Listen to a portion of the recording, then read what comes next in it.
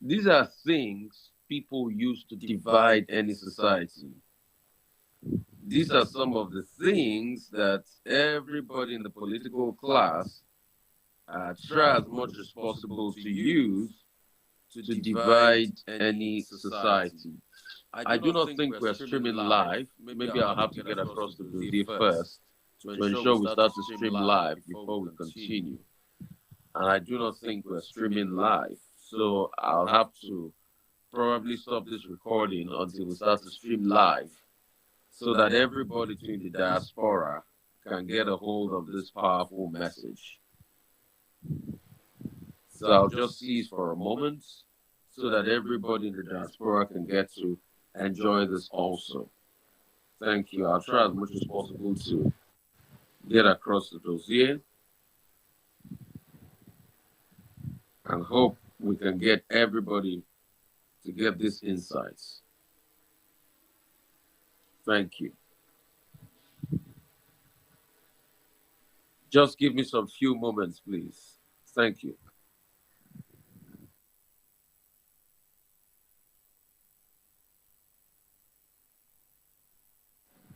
Okay, I hear. I'm able to confirm now that we're streaming live.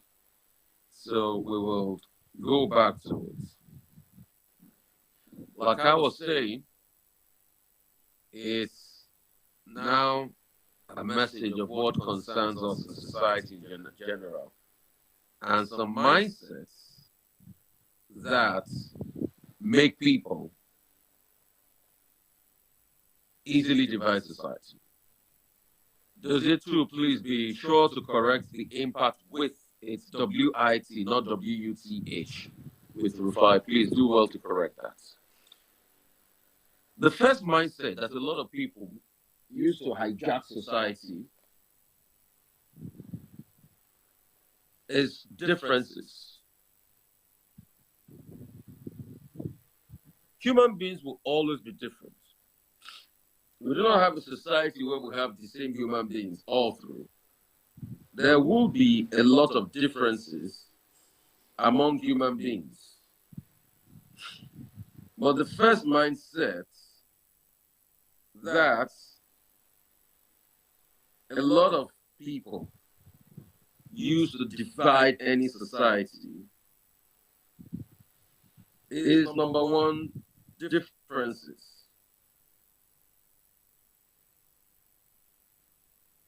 And the truth is, you will always have people that don't look like you, that are not from your ethnic group, but it does not mean you should hate them, or because of that, you try as much as possible to denigrate them.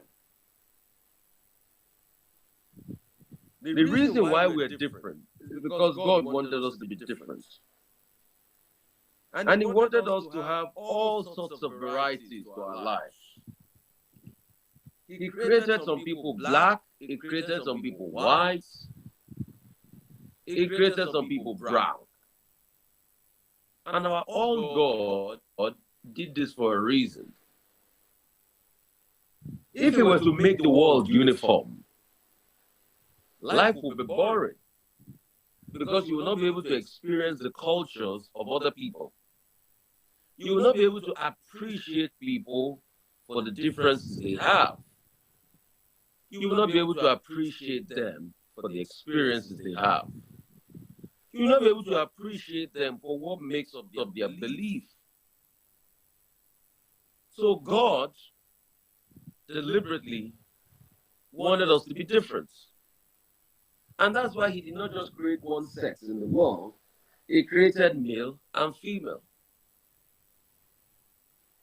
So our differences is supposed to be our strength. For the fact that you have diversity, it is supposed to be the strength of every community. In fact, communities that are diverse are said to be able to do well because they have diverse experiences. And no one person knows it all in life. It is incumbent on us to be able to embrace our differences. So differences are supposed to be. Our difference is supposed to be a good thing. But you know what? Some people over the years, especially our politicians, like to exploit our differences. You know why? Because for them, it is an easy tool to be able to win elections. It is an easy tool to be able to win elections, which is wrong.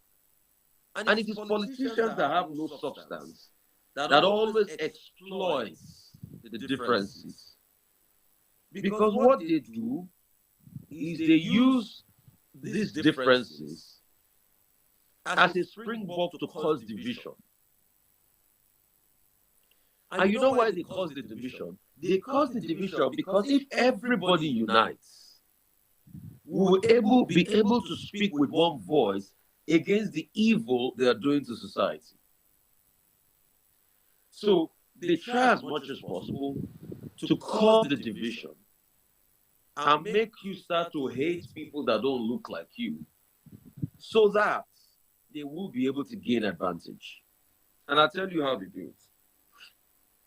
They cause division because if me, you, and your brother that are different in our ethnic group are united, we'll be able to fight one politician that does evil to all of us.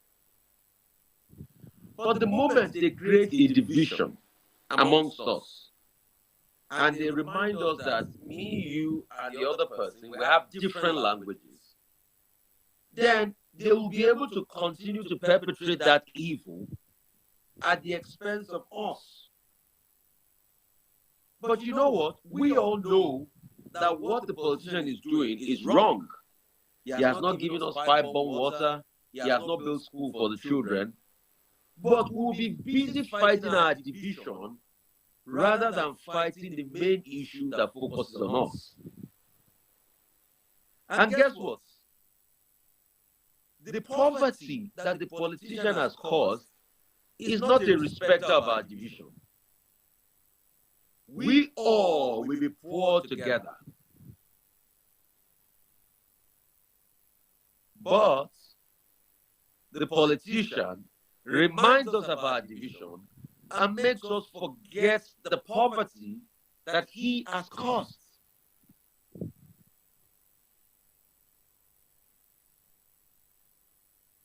It's just like a man that married more than one wife, that believes the best way for him is divide and rule. Because the day the wives are united, they'll be able to tell him that, oh, what you are doing is wrong. So that's the way the politicians do it.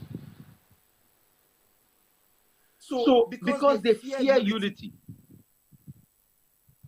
the moment we are all united, and we can all say we will condemn the evil that happens in society, they start to get scared because they cannot defeat a united front.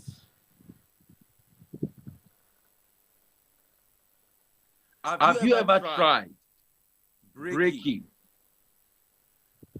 a tight bunch of broomsticks together? You can't. Even if you are the strongest man in the world, you cannot break tight bunch of broomsticks together. It's almost impossible for you. But have you tried breaking individual broomsticks? It's very easy. It's so easy for you to be able to break it. You know why? Because the moment the individuals have lost that level of unity, it is easy now to divide them further. And let me tell you something. God did not intend for us to be disunited. One of the major ways in the Garden of Eden the devil crept in was when he caused the disunity between Adam and Eve, and they disobeyed God. So when people start the bandwagon of you are different, I'm different, always remember that it never stops. Because when you start a division, it continues divisions. There's something called, in biology, mitotic division. So when you start division like that, and the cell division starts to happen, then it continues without stopping.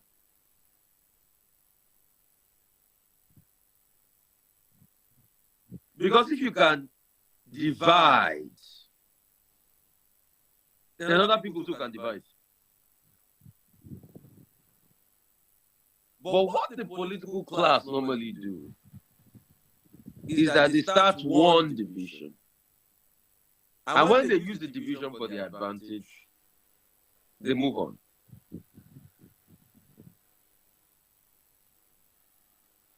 Because at that point in time, that division will favor them. And who do they use for this division? They use you.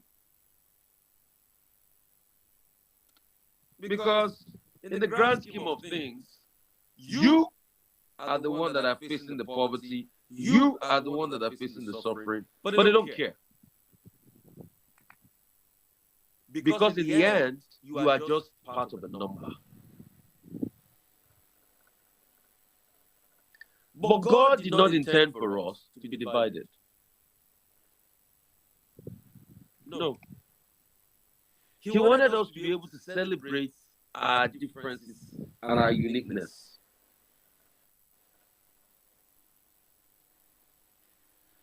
But man have constantly looked for ways to divide their fellow man. Why? Because it is when they divide, they easily get their way. A true good man does not need to divide to get his way. In fact, a true good man seeks ways of unity.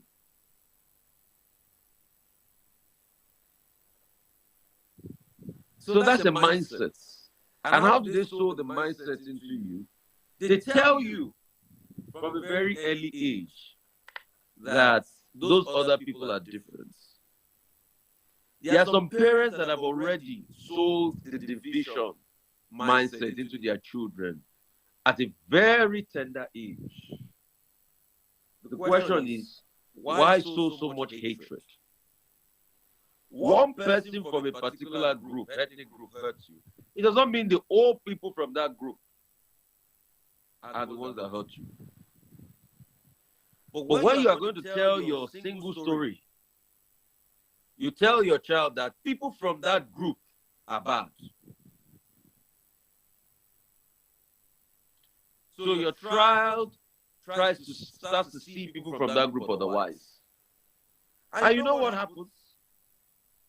It starts to lose a lot of opportunity in life.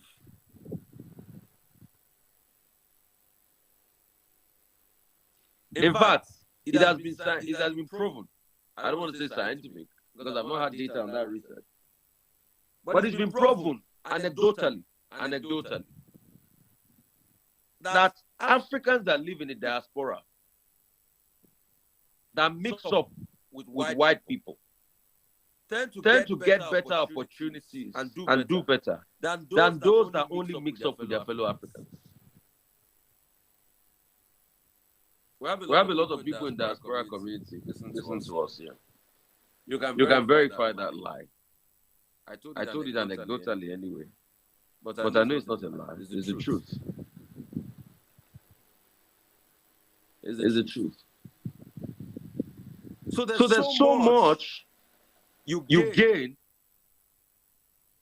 in embracing diversity, making friends across board, opening possibilities where they never existed. But the first thing our political class always tries to do is how they can look for dividing lines to divide us. And it's every time that it concerns something that they want. Because really, to the challenges that face you and me, most of them, their solutions are pretty much skewed to their own personal interests. So they look and say, how can I look for people to use? They use you. Secondly, they use media instruments. And it's not today. Media has always opened the world to new vistas. I take you back to the 1500s. The world grew more rapidly after Johannes Gutenberg started the Gutenberg press, where he could replicate books quicker. And because of that and his invention, books could go around the world quickly. That, as a form of media, single-handedly changed the face of the world. The world also accelerated when Guglielmo Marconi first transmitted the waves across Newfoundland. And because of that, the radio industry started. So media accelerated the development of the world. Also, media have been used as a tool of the divisions of the world. So be careful of divisive narrative when people say them on media. Don't believe them.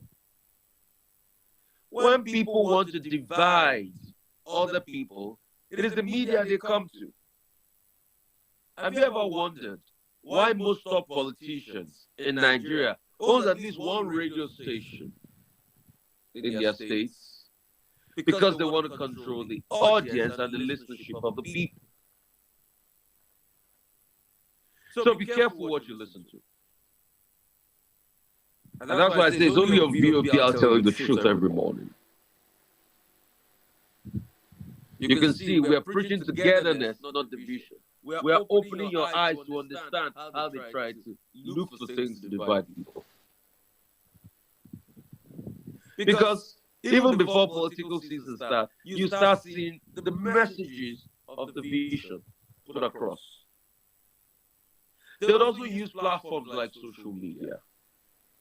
So be very careful what you read and you believe on social media. Over 90% of the things you'll ever read on social media might not be true. But the true test of whatever you read on those media platforms is, number one, does it unite people? Secondly, does the message make you hate people more? Thirdly, does it develop our country? Fourthly, does it make us better human beings? Does it make us happier people? If it doesn't pass this test, then be careful what you consume. Because they also use sensation to be able to shock you and rein you in so that they can control your mindsets and ensure that you fight with your neighbor. Your neighbor is not your problem. Your Hausa neighbor is not your problem. Your Igbo neighbor is not your problem. Your Yoruba neighbor is not your problem. Your ethnic neighbor is not your problem. Your Bibio neighbor is not your problem. Poverty and high cost of living is your problem. Because no matter what ethnic group you come from, we all face poverty and high cost of living, which the leadership should fix. And if they don't fix it, it causes a problem for all of us.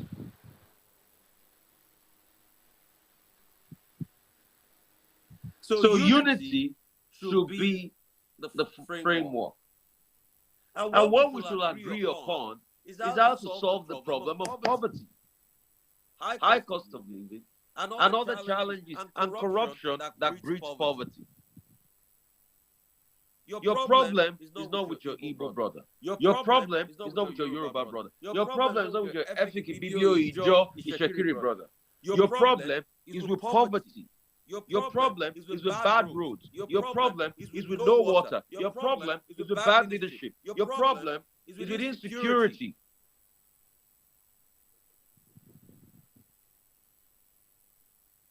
But you see, when the leadership class cannot solve your problem, they lie to you and tell you your problem is with your brother from another ethnic group. That's not your problem.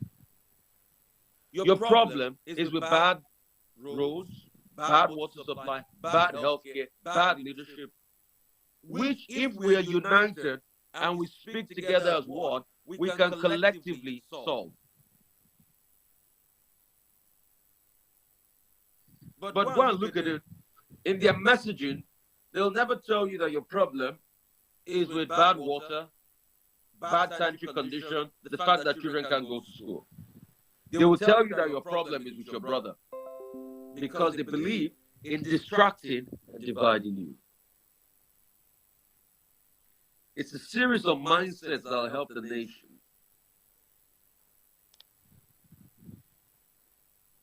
They tell you that your problem is something else to be able to take your attention from what your problem truly is. And let me tell you, it is people that don't have solutions to your problem that tell you that your brother is your problem. They preach hate, they can't stand up against hate. They can't stand up against evil. But in the end, the people they are telling you to fight, all of you are all victims. I remember the song of Bukola Lemide, popularly known as Asha, that says, I'm in chains. You are in chains too. I wear uniforms. You wear uniforms too. I'm a prisoner, but you're a prisoner too. But you call yourself Mr. Jailer.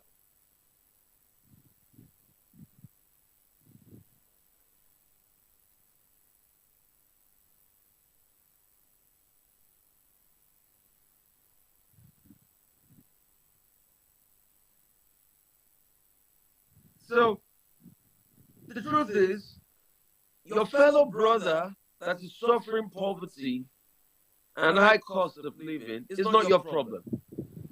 Your problem is finding solutions to the high cost of living.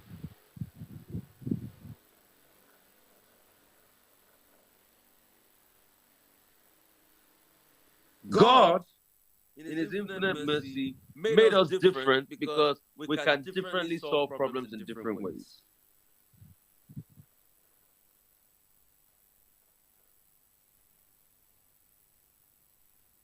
I'd like to hear from you this morning. 0818-099-1991. And you can also do well to call me live from any part of the world on WhatsApp. All my great people, I see you joining us live on the feed.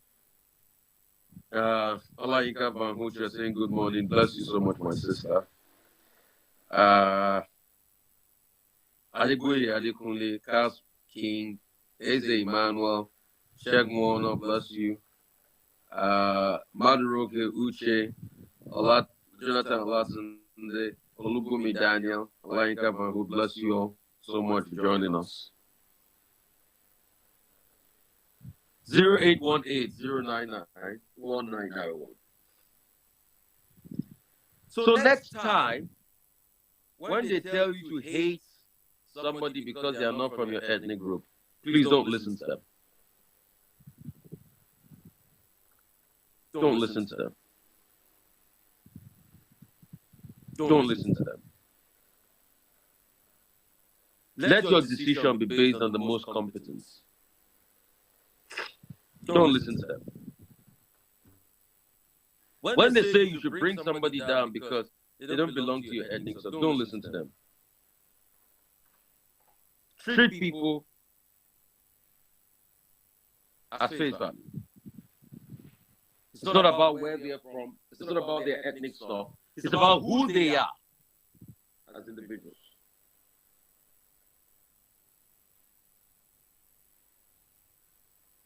When they say destroy people, do not listen to them. Don't destroy anybody.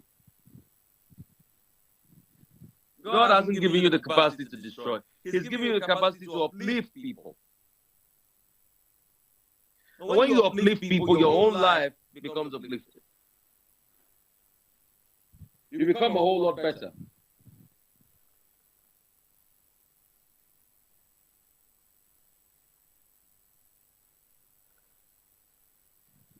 When they say kill people, no, don't. Our God does not like when you kill another person.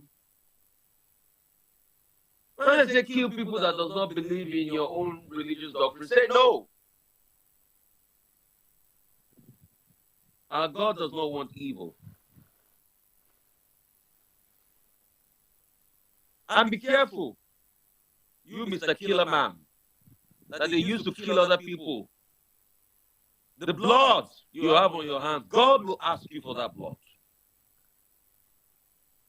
Be careful, Mr. Killer Man. You that are always signing up on other people's death, and you're saying, go kill them. God will ask you for that blood. That blood will not go away. It will not go away from your neck. It will not go away from your neck. Be careful. God will ask you, why did you kill my beloved? You're so quick to suggest, destroy people, bring them down, kill them. God will ask you questions. The number once again is 818-099-1991. You can put +234 if you're calling from the diaspora. 818-099-1991. 818-099-1991. You, Mr. Killerman, that your stock in trade is to kill anything within your way. As long as your aspiration and your ambition is more important, to threaten people is your stock in trade. You feel you have it all. Some of you have been deceived by some people that you'll never die. Okay. I'm sure you know that no matter how you've been deceived, even Methuselah lived and he passed on another point. So be careful. All of you that believe in ruining others, destroying their lives, destroying everything, because in the end you want your way, be careful. Be careful. Don't listen to hate. Don't listen to hate. Don't listen to hate, I repeat.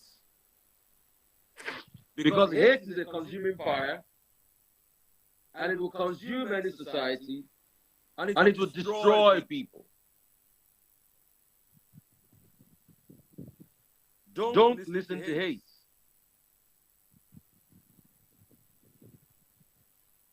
Be careful. Be careful. You that you try to sow the seed of hate because it benefits you. Be careful.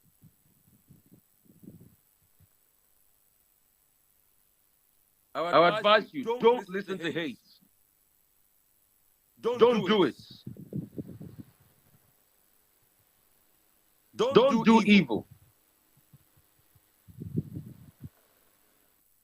Please be careful.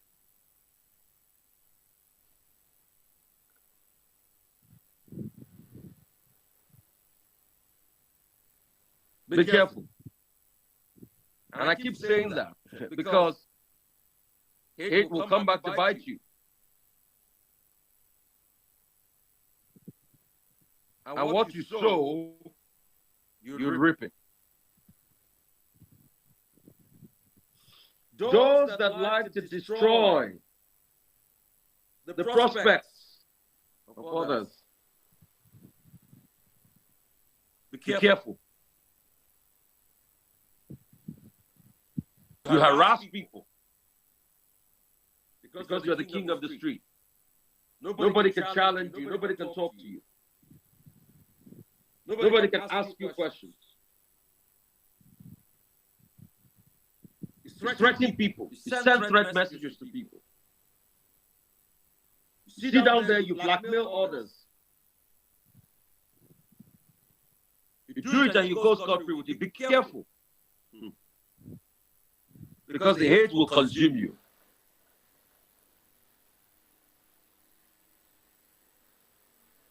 And if the care is not taken, you will meet your Waterloo.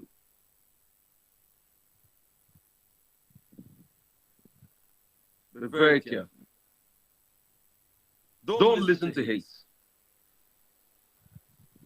There's a reason why God put us here. He put us, one, to advance His kingdom, two, to love one another, three, to uphold one another, four, to be kind to one another, not to destroy one another.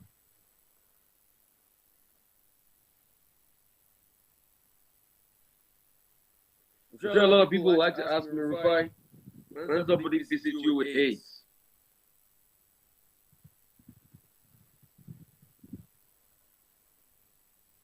what do you do?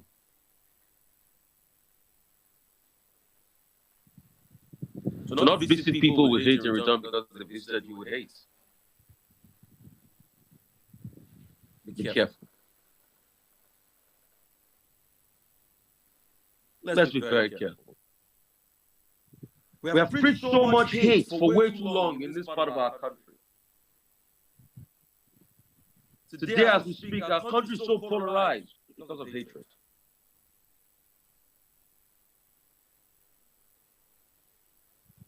Our country is so polarized because of hatred.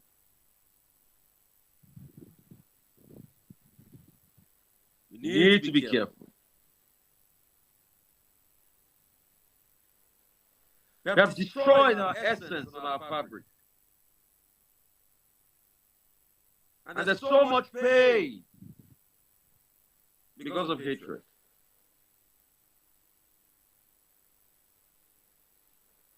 We need to be careful. Very careful.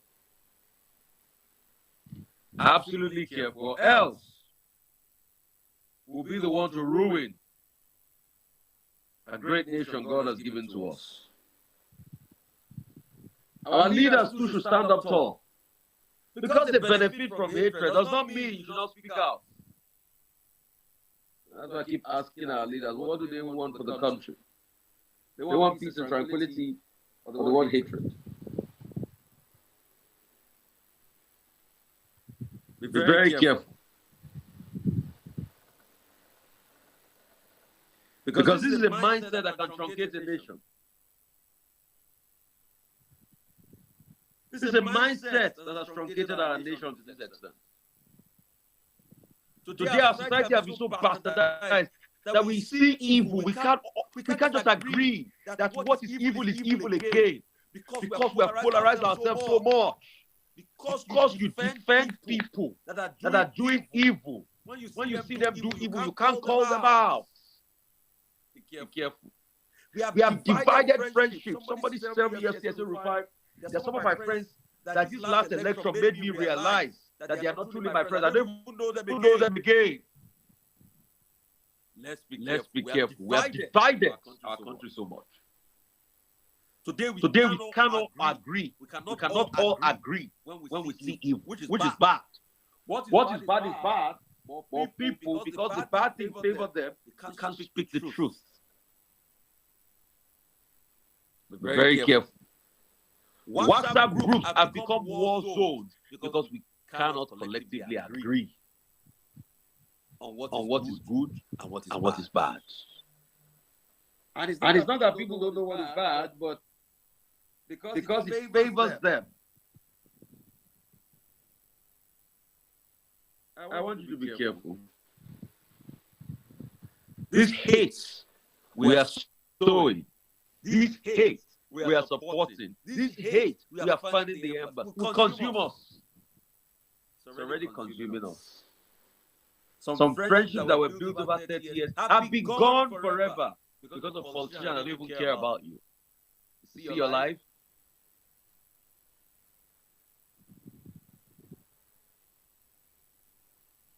We can't tell ourselves the truth again. Be very careful. You see people, you support evil because of money. Be careful. Because you see, God sees all of us all and He's going to visit it on you. Measure for measure. Don't deceive yourself. Measure for measure, He will visit it on you.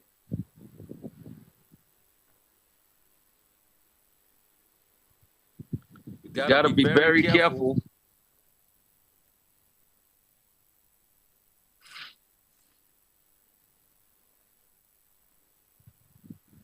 Today we have lost humanity so much. People will just do evil because they are in powerful positions. They will do it and they'll say, yes, I will go scot-free with it. Nothing will happen. And you think God doesn't see everything? Don't delude yourself. He sees it all. He knows it all.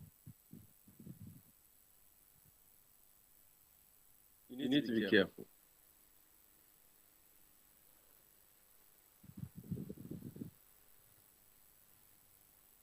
Don't preach hate. Don't support hate. Don't support evil. You know what is evil. You know you're right from wrong. You know what is affecting people. But because you're benefiting from it, that's supporting it. The life of people you speak up for is more than that contract somebody has promised you somewhere. Be very careful. Don't be in the bandwagon of people that will make the argument and say, oh, survival is more than everything, at least for me to survive. That's why you support the evil? Is it not live and let die? So for you to survive and make money through illicit ways, others should die, right? So it's live and let die. Is that what you want? Is that what you want at the expense of others? Live and let die. Not live and let live, right? So live and let die, right? Is that it? Is that what society has been reduced to? But remember, whatever you own, you will still die and leave it. Because there's nothing we acquire on this earth that we own.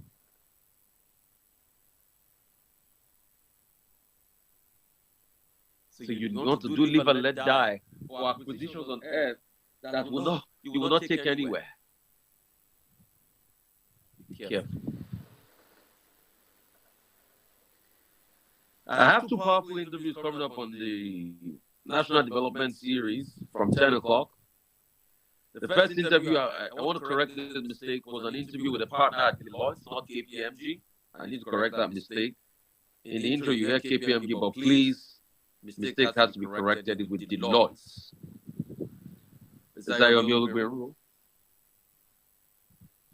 And secondly, I also had an interview with a great sister. The Catholic Mission, they're trying to raise money for maternal health care development in Abuja.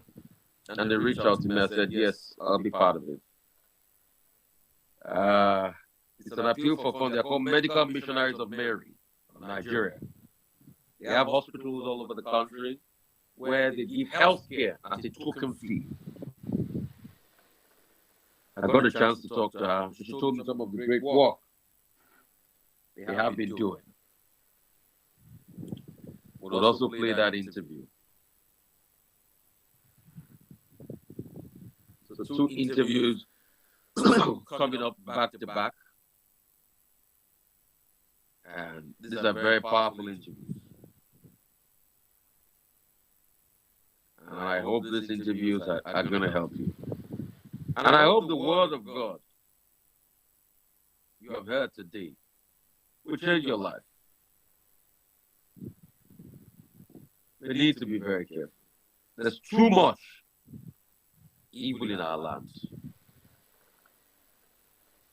We have taken this beautiful country God has given us and we have destroyed it with evil. That's what we have done. We need to repent from our ways and speak the truth at all times.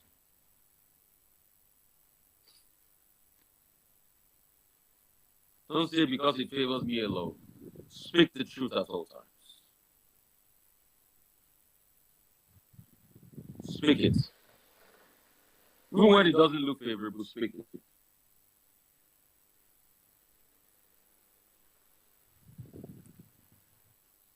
We're still expecting calls,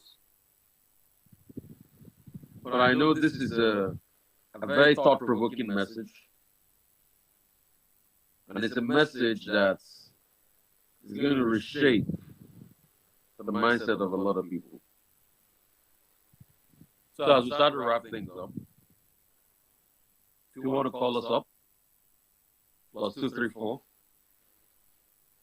818 099 1991.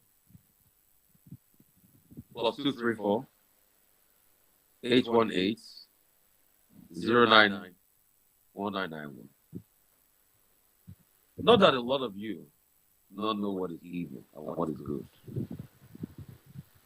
But for you, it's about survival.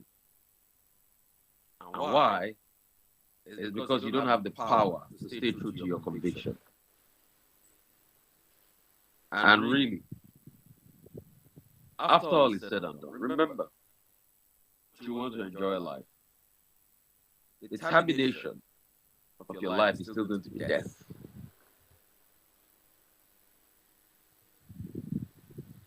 Nobody's going to come and carry a chariot of fire to heaven. That is long gone. So no matter all of this you try to preserve, you're still going to die and leave it behind. Why don't you just do good and make the world a better place? Since you know in the end, death is still going to be the end of your life.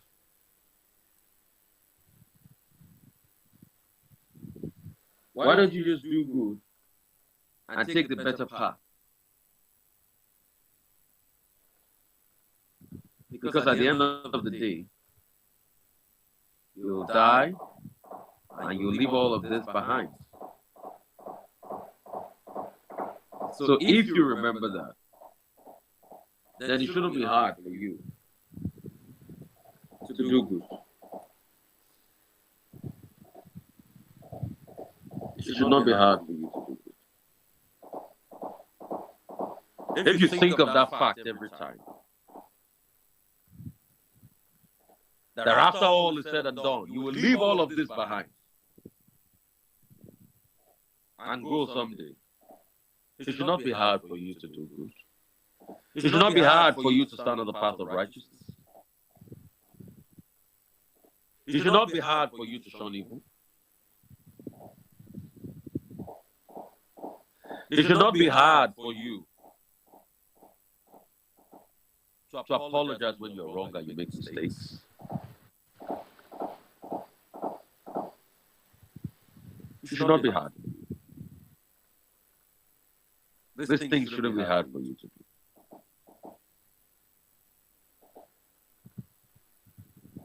But the question is, will you stand firm enough to do it?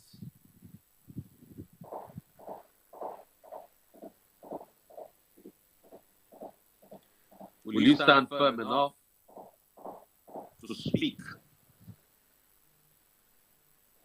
and shun evil? Hello, how are you? Hello, good morning, Mr. Rufai. Bless you, sir. God Almighty will be with you. Amen, sir. What's your name? Where are you calling from, sir? I'm coming from Ilupeju. My name is Mora Kenyo. Great to have you, sir. Oh, what you have said so far, that's the problem we have in this country. Yeah. Only God can bail us out of it. Yeah.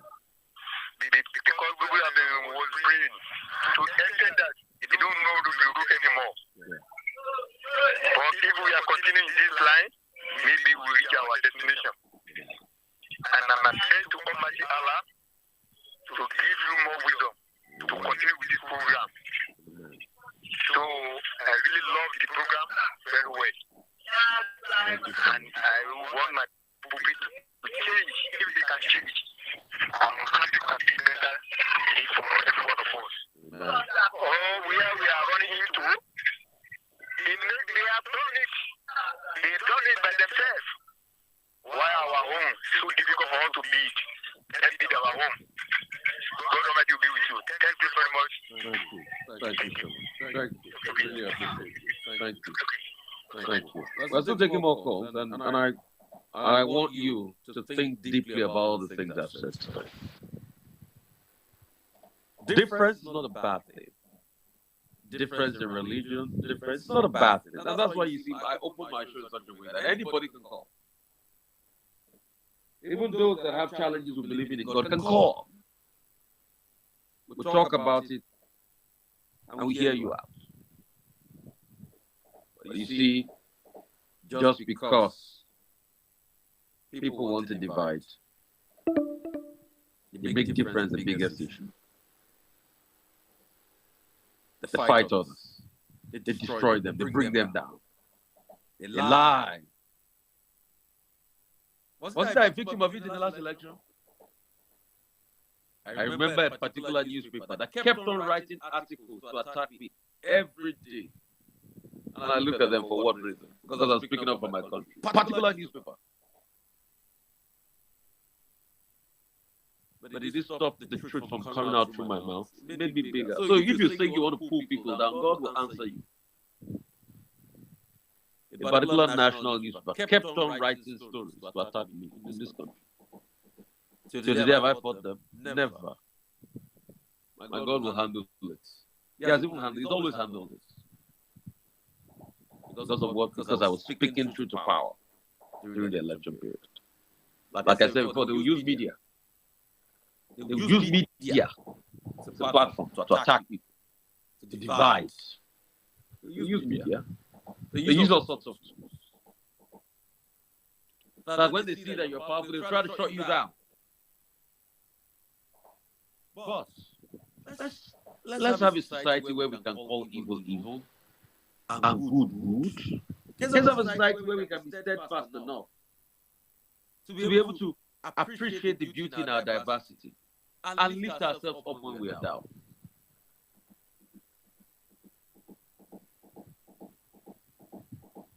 We should not have tribal wars again. We should not have wars among religion again. We all know that what is our biggest problem is bad leadership, bad roads, bad water, bad healthcare, bad government, low standard of living. That's our problem. Not our differences are our problem. And in the coming days too, be aware. People too will try to distract you from the problems you're facing and try to bring division. But thank God I preached this message that you are aware today. Call a spade, stand up for what is true. Do not stoke evil. Don't destroy somebody else. Because it is God that keeps people. No matter how much you try to destroy the image of somebody, write articles in the newspaper against the person. No. Speak truth always.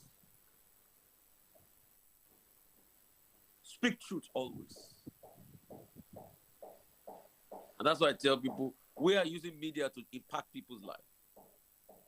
To preach the gospel of Christ, which is change. That's why we're using VOP to be able to give you a powerful message like this. To say, don't do evil, don't kill people, don't destroy people. Let your hands be clean. God will bless you in your own way. This week, it is the blessing of God that maketh rich, not any evil you do. So don't be a party to any evil. Don't bring people down. Look for ways you can lift people up. True wealth comes when you lift people up. Go and look at it. If your business is to improve the lives of people, you create a product. Wealth will come. As a businessman, don't cheat people. Don't sell bad goods to people. And you see how God will bless you. It is well with you. You are blessed, you are highly lifted. So please, watch out for those two insightful messages. At first, the interview we had with a partner at Deloitte, not KPMG. We also have a raise for a hospital, maternity hospital in Abuja, to help people. Bless you all. Be your protection, be your help, be your shield. Are you aware that Iruka Online Limited installed and designed a 100,000 capacity church building? Oh yeah, we are the sole distributors of global leading brands all over the world, such as Wafday Line Array, speakers and digital amplifiers, Preseno's digital mixers and studio equipment, Coswell workstations and keyboards, Fender guitars, Mapex drums, Ashdown bass combos, just to mention but a few. We offer flexible payment plan handled by our financial department with 24/7 customer care support system. You can visit our website on www.iruka.com to avoid buying fake products. You can also visit our showroom at number 36 Lagos International Airport Road beside Golden Tulip Hotel. Iruka, never settle for less. The award-winning pizza in the US is now here in Nigeria. Ladies and gentlemen, I present to you Romeo, the pizza champions, and cold berry ice cream, delights in every scoop. Visit any of our outlets and feel the rich taste from the pizza champions and cold berry ice cream at 11 Road by Festa Avenue, Festa Town, 28 at Denira Ogusanya Street, Surulere, 13 Admiralty Way, Lekki Phase 1. Romeo's Pizza and cold berry ice cream. Romeo, the pizza champions. Are you looking for the perfect getaway? Look no further than the luxurious accommodations at Airport Golden Tulip Hotel, number 42, Muritala Muhammad International Airport Road, Lagos. Relax and unwind in a beautifully appointed rooms featuring all the amenities you need for a comfortable stay. Whether you're traveling for business or pleasure, our attentive staff is here to ensure that your everyday need is met. We also offer complimentary pickup and drop-off from the Lagos Airport. Take advantage of our state-of-the-art fitness center, outdoor pool, and enjoy a delicious meal at our on-site restaurant. With stunning views, world-class service, and a prime location, Airport Golden Tulip Hotel is the perfect choice for your next vacation or business trip. So, why wait? Book your stay today and experience ultimate comfort and luxury at Airport Golden Tulip Hotel. For bookings and reservations, please call 0815-8003-333 or 0815-7003-333. You can visit our website at airportgoldentuliphotel.com. Airport Golden Tulip Hotel, where luxury meets comfort.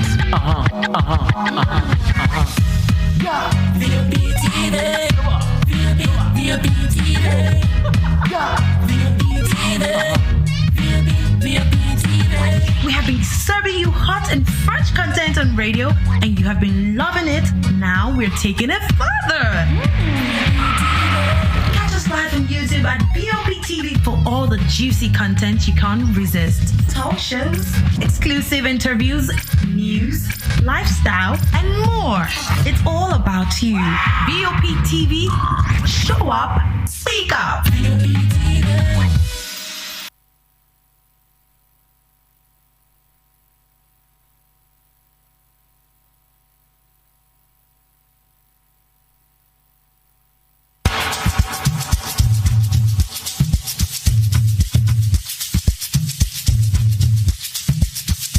Are you aware that Iruka Online Limited installed and designed a 100,000 capacity church building? Oh yeah, we are the sole distributors of global...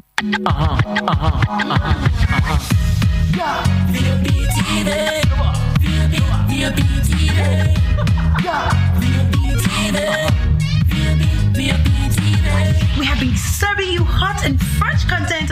Welcome. Thank you so much for your time, Mr. Emil Lugbero of KPMG. We just want to, talk through the state of the economy. A couple of decisions were taken recently. Let's start with, the subsidy removal debacle and all of that. I mean, what are your thoughts as regards this? Well, Rufai, I think quite a lot is in the air in terms of both the excitement and some bit of cautious optimism that's greeted this, and I think both sides of the divide are quite true. But quite largely, I think what the subsidy remover had attempted for us is a way to block massive leakage, that we've seen, in the past, in the sector. In principle, like there is nothing wrong with subsidy in principle, and every government and every nation of the world, have one form of subsidy or the other. It's an attempt to ensure that the vulnerable, the poor, could essentially be able to afford, certain types of essentials. But what you do is to ensure that kind of intervention by government, is invested in the area where those that are indeed targeted by those kind of intervention are the one, benefiting from it, right? But what we've seen in our own environment here with the fuel subsidy is that quite a lot is wrong with the process, right?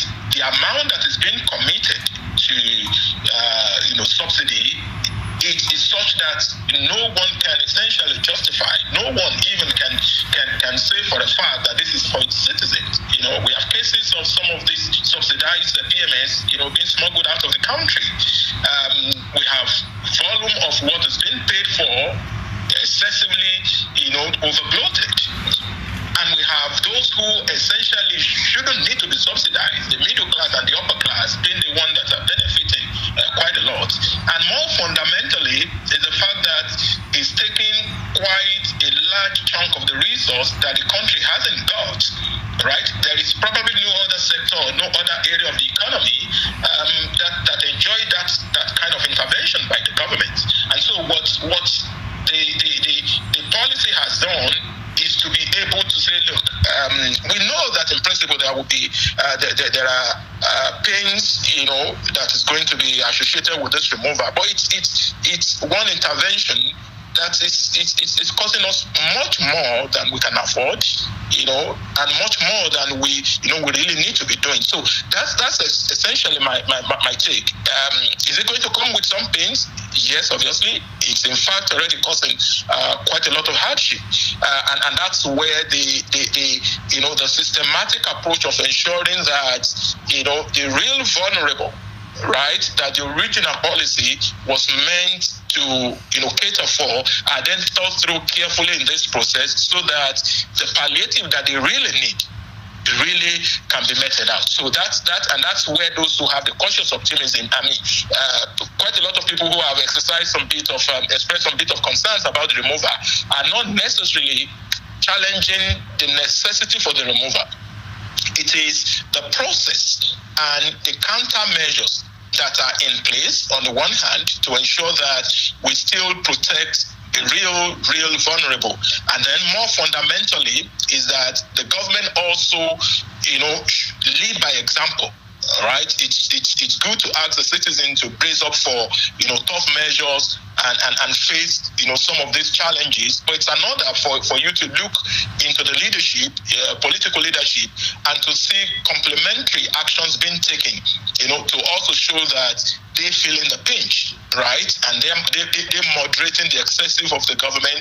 They're cutting down on the waste. They're showing leadership by example, and those are the conversation that I believe needs to happen.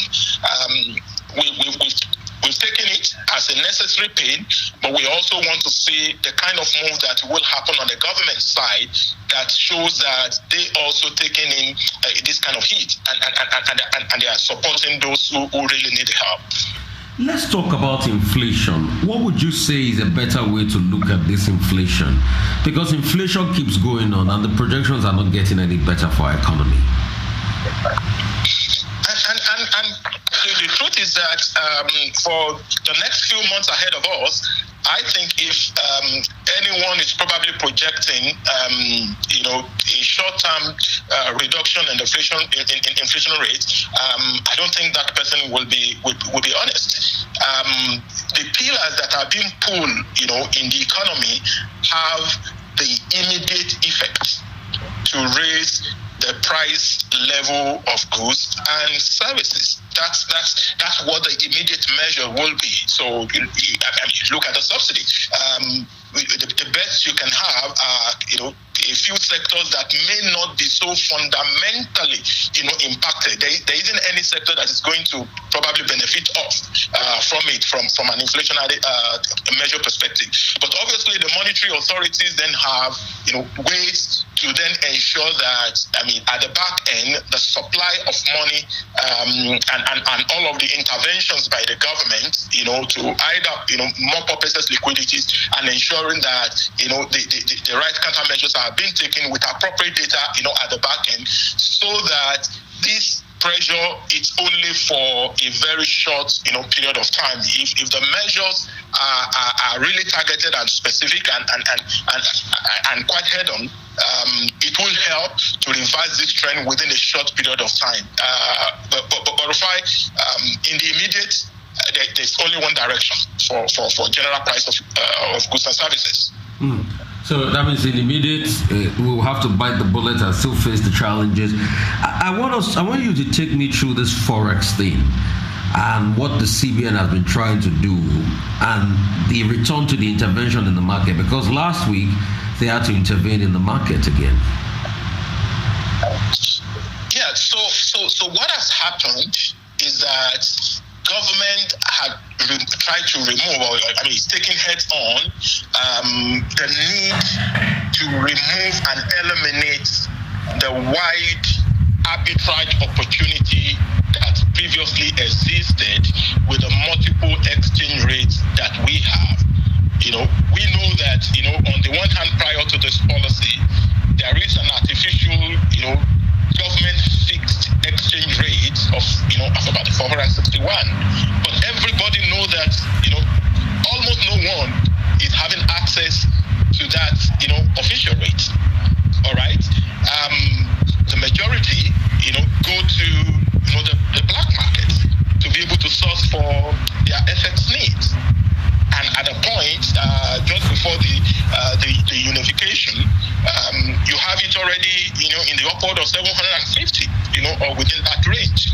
Now, that gap itself is what created the arbitrage opportunity, and there is nowhere in the world where you're going to have that kind of a margin or a spread that people won't do everything possible to take advantage of the system. There is no other business as lucrative.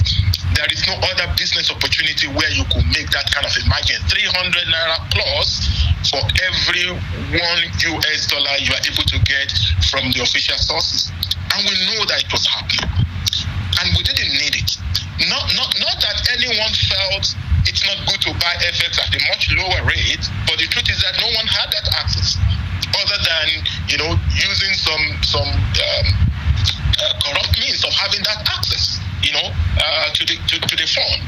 And of course, the fact that government was artificially, forcing the price down at the level it was meant that we were using the limited, reserve that the country have to be able to, do those interventions. And we're cheating ourselves. We're shooting ourselves in the foot, because if the country also earn, FX earnings is converted at the official rate and shared among the tiers of government. So we were also, being shortchanged as a government, as a country, as far as this process is concerned. So what the policy has now done is to unify that rate. Now, at the moment, you can say that maybe the market is still, in a discovery state. Price discovery is all that is happening because you hear it's starting at a 760 and ending in the day at 701, or sometimes you hear it's gone way above 800 and it's ending at about 700. So the margin is still quite significant, all right? And it is so, the fluctuation is still that wide because the volume of intervention that you actually need to be having from government hasn't been happening, right? Because what you're having is a managed float, right? Managed float means there are at least three things that will happen. Forces of demand and supply on the one hand, but there's also the government intervention, right? So government intervene when there is excess supply in the market, all right? When you have excess supply, it forces down the price to a level beyond the band that you expected. And so government, comes in to buy off, all right? In the same way, when the demand side is, significantly in excess of the supply, it pushes up the price, okay? And then government intervene to be able to, bring in and inject more liquidity into the system so that the price is kept within the band. Now, what we haven't had since this, new float, managed float happened is that frequency and the volume that is required from the government, to be able to keep the price at the band that is appropriate. And so there's quite a lot of excess demand in the market. So the few who could have queued up, on the official FX window, everyone is chasing whatever is available, on the I and in window, and the supply isn't enough yet. We also have quite a lot of backlog that's, that government needs to clear up completely. And until that is done, you won't have the confidence of the foreign portfolio investors or, from an FDI perspective, for that fund to come in the way we want it to happen. Right, so but it's in the early days. So when some of this, huge initial takeoff demand, it's met and the backlog is kept, it's cleared up, and government, begin to have that regular intervention of, buying and selling, to keep the demand and supply, legs in check, then you will have the band within a range that is reasonable, and that's the only time that we can enjoy some bit of stability in the markets. But let's talk about the pass-through effect that is now coming up because of this wobbly nature of the forex market. 40% increase in cost of clearing cars, and the pass-through effects in the economy in general, and also the increase that will be occasioned by this, when the prices go up, as regards our fuel prices and the likes, and some other challenges around this. So I think, just quite similar to the point that I made with respect to the fuel subsidy. The kind of intervention we are having at the moment are not the measure that are targeted at providing a cushion. We are essentially doing a surgical operation. And it's important that both, the government and, the general public understand it this way. Now, when the general public understand it this way, they know that the short-term impact of this type of surgical operation is pain, right? When Deloitte released, a newsletter on, this managed, floating of currency, the headline, the title of that newsletter was "Short-Term Pain, Long-Term Gain," or if you like, at least potential long-term gain. Because for you to actually have the long-term benefit, quite a lot of ifs need to happen. You need to manage the process. You need to do all of your intervention. You need to ensure that in addition to this measure you're taking, whatever is saved is then applied, in the right channel, so that the infrastructure development, the education, the health, and all of the other critical sectors, those resources are channeled in that area, and in the long term, you could then have the benefits. So, with managed, with the floating, for example, one of the benefits perhaps will be the availability. All right, you have it more available, supply is increased, but it's not going to get the price down to government 460. Yes. When the right thing is done, I mean, the answer is somewhere in the middle. All right, so somewhere in the middle, it probably won't end at 750. The current price is just because of the extra push, right? But on the government side, I think understanding that quite a lot is being asked of the citizen requires that there is a deliberate, targeted interventions that is aimed at providing some bit of short-term palliative, because you can't, I mean, even when you've taken, someone through very serious operation, all right, you've got to provide some short-term palliative, otherwise the patient is going to die off. All right, so the operation is necessary, the intervention is necessary, but the pain is significant to require that there is a counter balance, on the other side to ensure that the pain is manageable. All right. In the short term,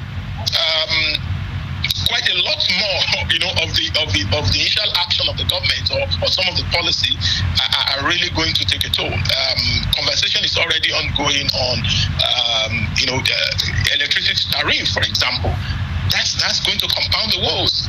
And I mean, school session is about to be over in some couple of weeks now.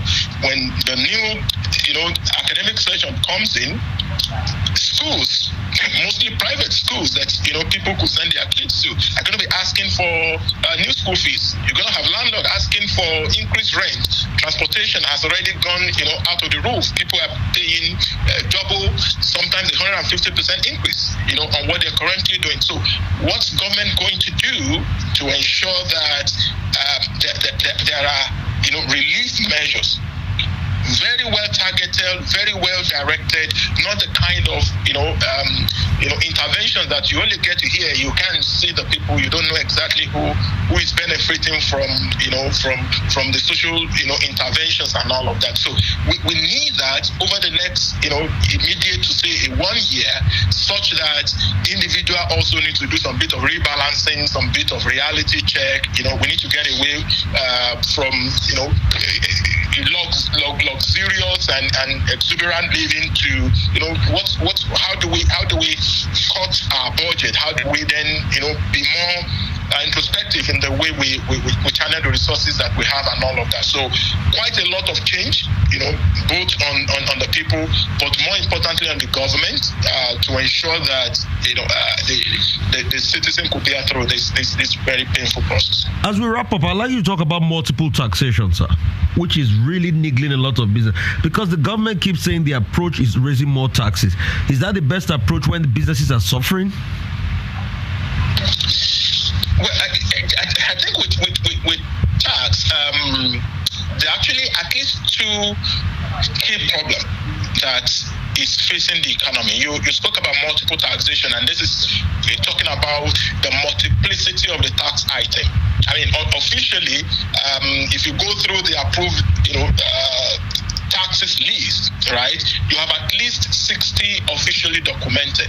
Federal about 9, at the state government level maybe about 16 local government levies and charges of different type of about 25.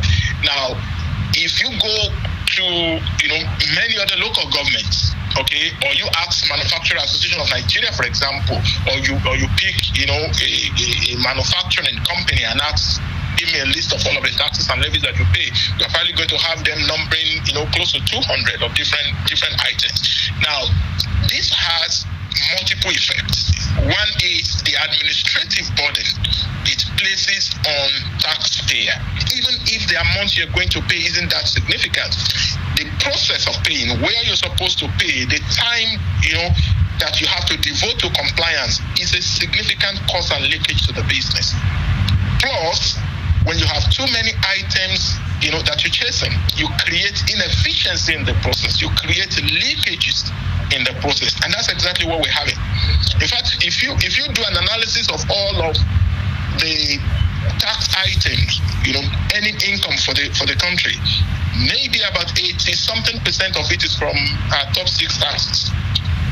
Those are so you VAT really and the don't like. need that number of taxes. So that's on the number of taxes. So part of the conversation, and I think part of the if you look at the economic advisory report that it's made its way out, I think it's one of the areas that's also caught the attention of the new government to say, look, we need to consolidate the taxes. The FIRS has been the forefront of this. I mean, many of us have spoken about this quite a lot of time, that you can make the process more efficient. But there's also the multiplicity of the tax agencies, which is as bad as the number of taxes, right? In different parts of the world, you only have a single tax collection agency for at least a tier of government, right? But in Nigeria, isn't so. You have the custom, collecting import duties, and excise, and all of that. You have the FIRS, and you have several agencies. You want to get a passport, you need to go and pay, to the Nigerian Immigration Service. You pay NIMASA, you pay different kind of fees. Even sometimes the, law enforcement agencies. Okay, sometimes have certain types of levies and charges, or that they demand and they collect on behalf of the government. This is part of what is creating the leakage. This is part of what is creating the administrative burden and the inefficiency, right? That is making the business environment to be so overburdened with compliance. We need to not only consolidate the taxes, we also need to unify the agencies that are collected and block the leakage. I can give you just a quick example as I wrap up. If, for example, you have someone who is importing a plant or a machinery outside of the country, when that particular importer or business or taxpayer is dealing with the custom, his objective is to reduce the value of the imported item to as low as he probably can get, so that the duty is low. You just spoke about increase in cost of clearing and all of that. The fact is that there's probably no item of an item being imported in the country that actually pay duty on the fair value of the item. Everyone will try as much as possible to have the value reduced so that the duty to be paid is reduced. Now, the same person, as soon as customs is done and needed to deal with the FRS to take deduction for the cost of the asset that has been incurred, or to take deduction for the cost of the stock that has been imported, the same person is not only interested in just getting the true 100% value. If possible, that person is going to find a way of inflating the value with some other administrative costs. So on the one hand, you've paid duty probably based on 40-30% of the cost of the item, but here you are with FRS, presenting 100% of the receipts. You shortchanged government from the duty side, but now you want to claim 100% of the deduction. Now, that will be difficult to do if it's exactly the same agency that is responsible for both the duty collection and handling your corporate tax returns, where you're going to make the deduction. That's a significant, leakage that's going to going to happen, when that unification happens. And you can compare this, from one state to another. You can compare it with someone who is dealing with the state internal revenue services and having to make an argument before a federal inland revenue service official, on a particular expense item. So if these two alone are done without increasing rates, all right, we can significantly increase the amount of tax collection that the government is making. It's a huge area of leakage that needs to be dealt with. And it doesn't have to, require new item of taxes or new finance bills being proposed so that there's a raise in the tax rate. I'd like to say a very big thank you so much, Mr. Ijeoma Egwuatu of Deloitte. Thank you so much for your time. Really appreciate you this afternoon. Have a great holiday. Thank you so much. Thank you. Thank you. Welcome. Thank you so much for your time, Mr. Ijeoma Egwuatu of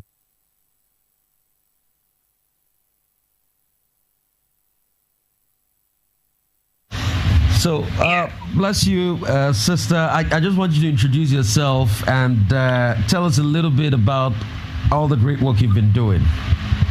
Okay. Go ahead, please. Okay. I am Reverend Sister Dunka Michael.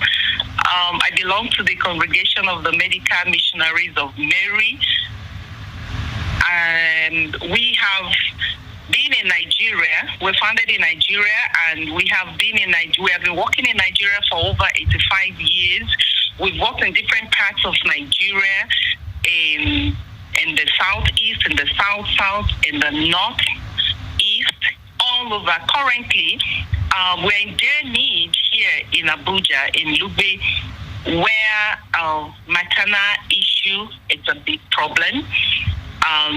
Issues of investigation, that's in terms of diagnostic for the patients, the indigents, mother and child. It is a big problem because we see people just dying, and we cannot give them that quality care that we really want to give them. Because the people trust us. They come from all over. People come from Kogi. People come from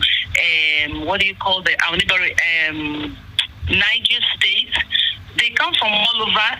They come from Meitama. You say these are high class areas, but they will come, and they will come here for investigation, especially for the laboratory test, for taking care of their children and the pregnant mothers, because they say they trust our medical service. But currently, we can't do that. Two things at stake. Due to the high insecurity that we have at the moment, we can't even go to say we refer the patient because we're operating at primary health care level, and we refer patients. You see women that will be referred, and these women cannot afford the high cost of cesarean section or maybe elevated service that, if not for what it is, if we have what it takes, we will offer this. And just to emphasize it, that in our facility, why they come is that it is quite cheap. We give it at a highly subsidized rate because we work with a heart of compassion. And it is so painful, Rufai, to see how you could save a mother, save a child, and you cannot do this because we don't have the facility, we don't have what it takes. And people will tell you, you can afford this, but who will help us? But if we have this, our main aim of inviting people to help us at this time is that we really want to make sure that we reduce the maternal and infant mortality. We want to bring it down, and if possible, let children be able to live above 5 years, because the issue of under 5 is a big thing. It's a big thing. We go into the villages. We have about 22 outreach posts, and these are inside the villages where no one wants to go. And within security, you're holding your heart in your hand. But we are saying if we have the facility in our static unit here, we'll be able to bring these people from the villages, offer them this service at literally free rate. And for those that have the money, if they come and they can help us, when they have the care and they see what they have received, if their heart moves them, they can help us so that we will help more of the underprivileged. So you want to build a hospital, a maternal center in Lugbe, right? Yes, we are upgrading. Yeah, okay. Currently what we have is like a 4-bedded, and because of the trust the people have in us, they are coming and we cannot manage it.